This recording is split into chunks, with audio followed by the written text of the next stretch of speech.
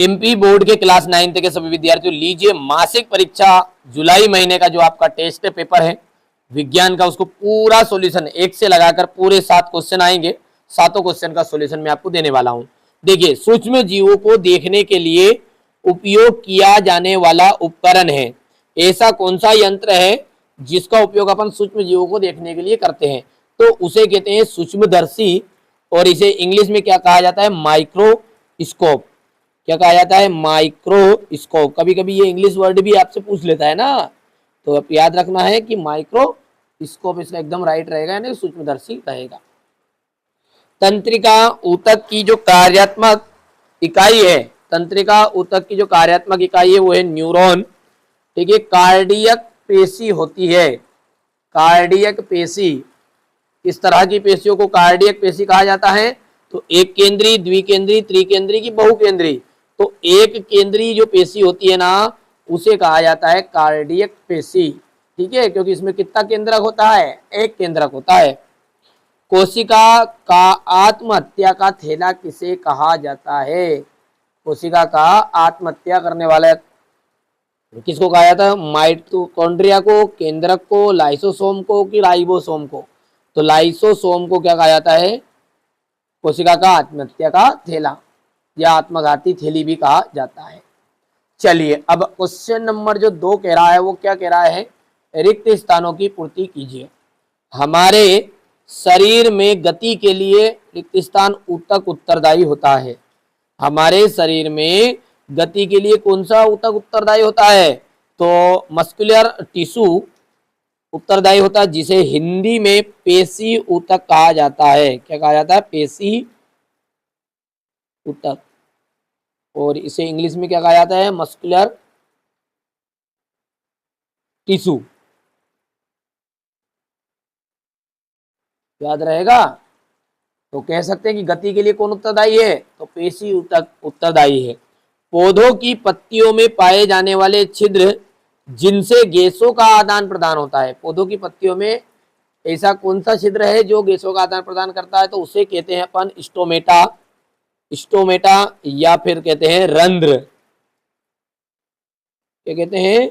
रंध्र या स्टोमेटा। याद रहेगा। चलिए, अगला क्या है हमारा कि एक ही प्रकार की कोशिकाओं का समूह जो संरचना और कार्य में समान होता है, जो संरचना और कार्य दोनों में समान रहेगा, उसे क्या कहते हैं? उसे कहते हैं टिश्यू या ऊतक। अगला क्या है हमारा कि एक वाक्य या एक शब्द में उत्तर। दैनिक जीवन में विसरण का एक उपयोग लिखिए। तो दैनिक जीवन में उपयोग है इसका इत्र। इत्र की खुशबू, विसरण का इत्र की खुशबू। और कोशिका में पाए जाने वाले 2 अंगकों के नाम बताइए। तो कोशिका में पाए जाने वाले 2 अंग के नाम है, पहला याद रखना है केंद्रक, और दूसरा जो है न्यूक्लियस, मतलब न्यूक्लियस होता है केंद्रक, और दूसरा है माइटोकॉन्ड्रिया। माइटोकॉन्ड्रिया।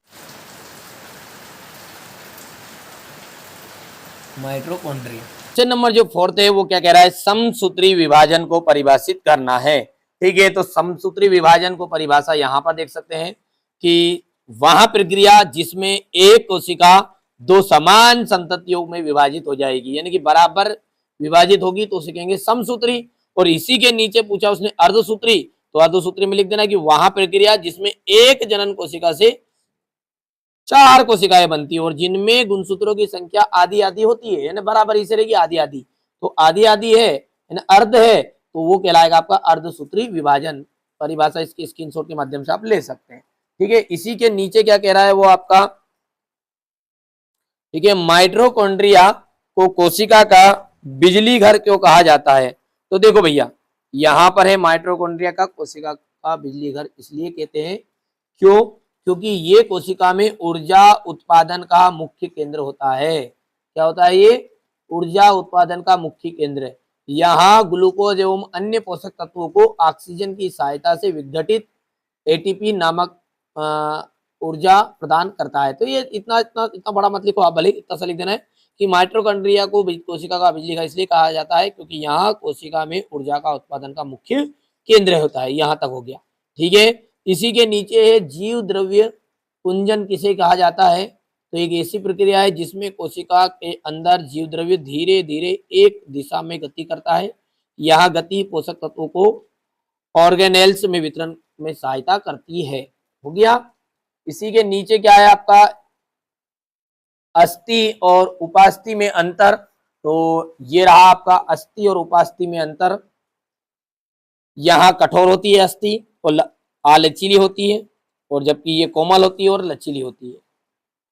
मतलब मुलायम कौन रहेगा, उपास्थि, और अस्थि की स्थिति कठोर होती है। इसमें रक्त कणिकाएं बनती, इसमें रक्त कणिकाएं नहीं बनती। इसमें अस्थि मज्जा पाया जाता है, इसमें अस्थि मज्जा नहीं पाया जाता है। सिंपल है, कठिन तो नहीं है। इसी के नीचे वाला जो है वो है रक्त के कार्य। रक्त के कार्य, और रक्त के जो कार्य है वो यहाँ पर आपके पास है 4 कार्य पूछा है। क्या 4 कार्य लिख दो तो कोई दिक्कत थोड़ी है। लो मैं बता देता हूं इसका आंसर आपको, ये यहाँ है, ठीक है। यहाँ ऑक्सीजन को फेफड़ों से ऊतकों तक, कार्बन डाइऑक्साइड को ऊतकों से फेफड़ों तक पहुंचाता है। रुधिर तथा लसिका ऊतकों की कोशिकाओं तथा परिसंचरण इत्र के माध्यम से कार्य करता है। ये देख सकते हैं तापक्रम को, यहाँ शरीर के तापक्रम को नियंत्रित करता है, रक्त का थक्का जमाने में मदद करता है, ठीक है।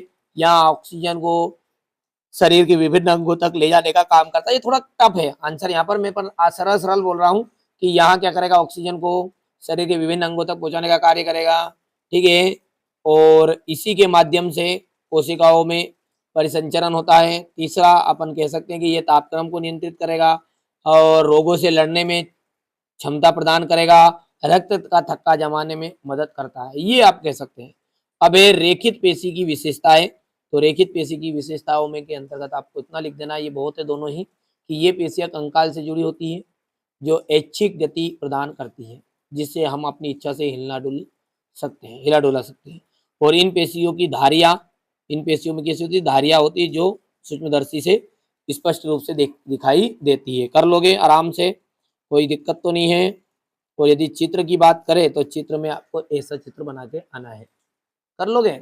चलिए, तो ये था आपका साइंस का जुलाई महीने का मासिक टेस्ट पेपर। पहली बार चैनल पे सब्सक्राइब करो क्योंकि सारे के सारे पेपर मैंने पहले से अपलोड कर दिए हैं ताकि आपको अच्छे नंबर आ सके। चलिए, पूरा कोर्स देखने के लिए आप चैनल पर व्हाट्सएप नंबर दिए गए उन पर भी मैसेज कर सकते हो और प्ले लिस्ट को चेकआउट जरूर कर लीजिएगा।